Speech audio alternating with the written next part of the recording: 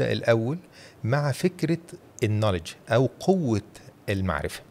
كلمة المعرفة هي كلمة كبيرة مش كلمة صغيرة، وحابب إن أنا أفرق ما بينها وما بين مصطلحين تانيين صغيرين. عندي الداتا والانفورميشن والنولج أو البيانات والمعلومات والمعرفة. بالنسبة للبيانات هي المادة الخام للمعلومات، أو زي ما بنقول data is a raw material of information. معنى ان انا عندي raw material زيها زي البترول كده، فاقدر من خلالها اقدر ان انا اخلق منتج جديد او منتجات جديدة.